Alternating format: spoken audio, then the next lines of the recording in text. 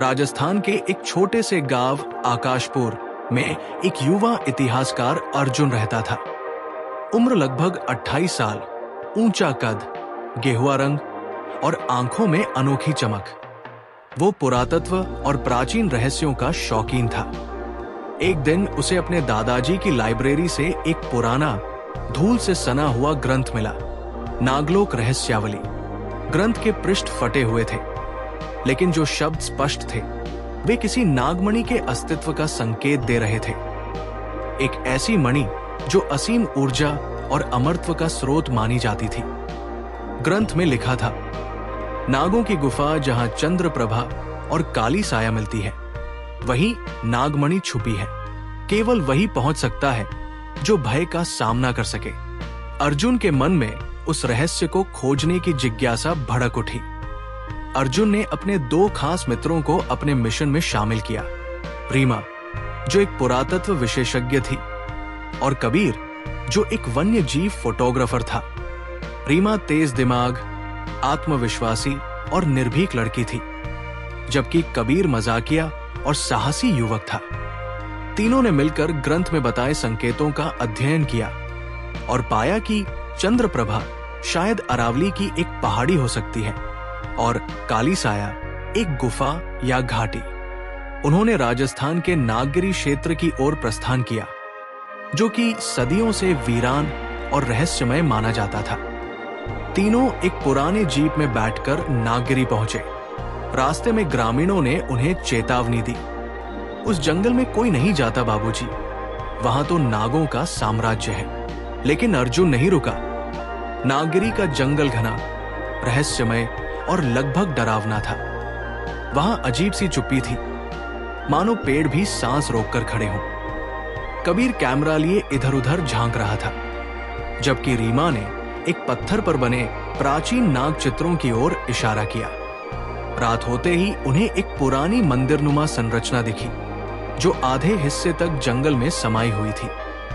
जब उन्होंने वहां प्रवेश किया तो नीचे की ओर जाती एक संकरी सुरंग मिली। टॉर्च की रोशनी में तीनों सुरंग में उतरे।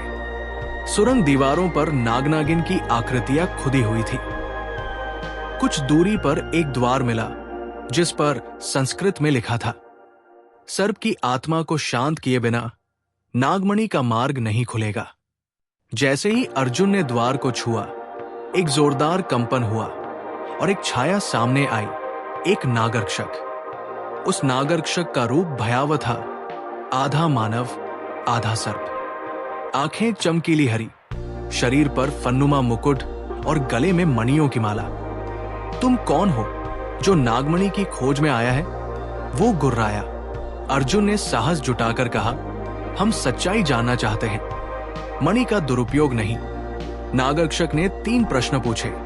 अर्जुन ने रीमा और कबीर की मदद से उत्तर दिए।